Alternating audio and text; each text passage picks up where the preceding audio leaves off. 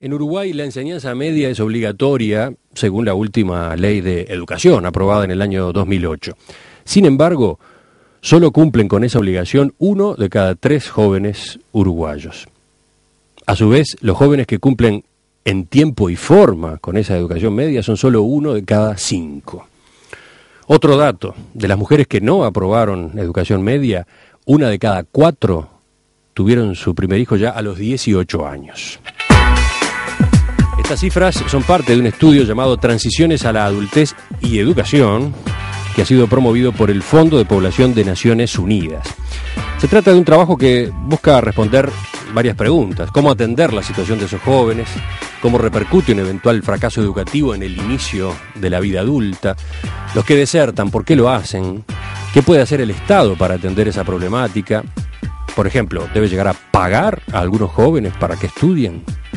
Y, quizás más en general, ¿qué adultos tendremos en el futuro?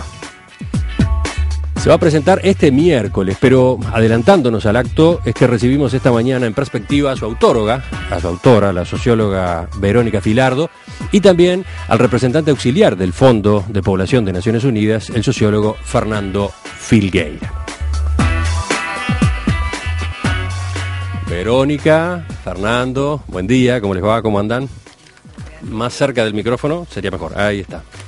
En primer lugar, Fernando, ¿cuál es el objetivo? ¿Por qué el Fondo de Población de Naciones Unidas ha impulsado este trabajo sobre las condiciones de vida de los jóvenes uruguayos? Para el Fondo de Población de Naciones Unidas, en general, el tema juventud se ha convertido en un tema prioritario. El Fondo de Población apoya justamente dinámicas que tienen que ver con políticas que reconocen aspectos claves de población, generacionales, etarios, de género, etcétera, para impulsar, ¿verdad?, bienestar, desarrollo, etcétera. En Uruguay nos parecía que era clave.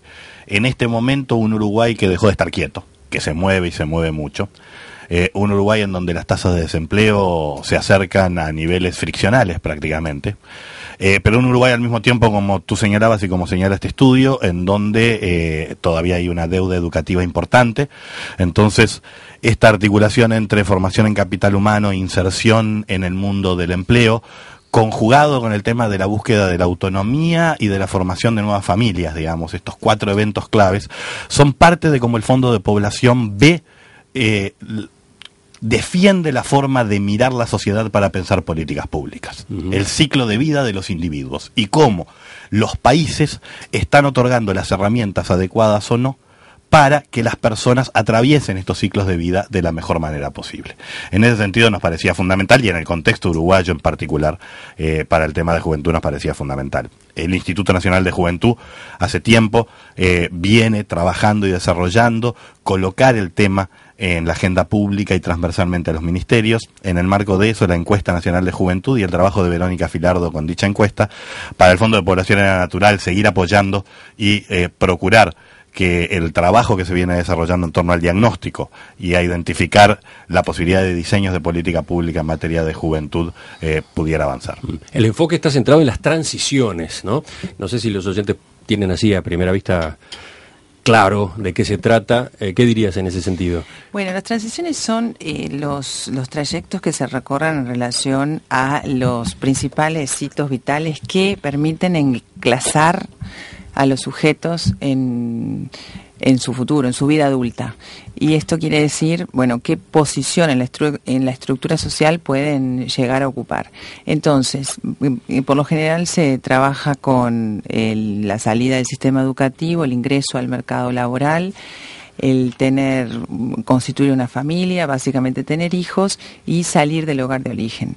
Esos distintos eventos determinantes, como decíamos, de la posibilidad de la integración social plena como ciudadano adulto, se dan en este momento en trayectorias bastante diversas, a diferencia de otras generaciones anteriores que eran más normadas, que se recorrían en gran medida de la misma forma por los jóvenes, en este momento se denotan diferencias sustantivas, y estas diferencias tienen también distintos grados de vulnerabilidad para el futuro. Entonces, el estudiar cómo se recorren esas transiciones por los jóvenes y entender que esas transiciones tampoco se dan en el vacío. Es decir, hay un conjunto de instituciones, de políticas públicas, de mecanismos de protección social que facilitan o son indiferentes a esos mismos recorridos, ¿no? A las condiciones en que los individuos tienen que transitar por estos eventos.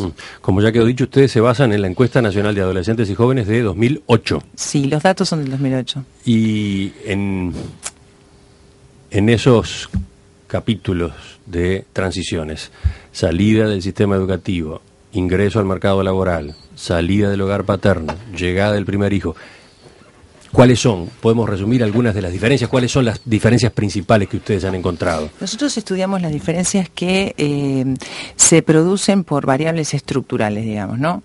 Esto quiere decir, por las posiciones de partida, las condiciones de los hogares de origen de los jóvenes son las posiciones con que los niños salen. Por el género, y esto quiere decir, efectivamente, hay diferencias de género bien interesantes y bien importantes, y en relación a los logros que los individuos tienen en su vida, en particular el nivel educativo que alcanzan.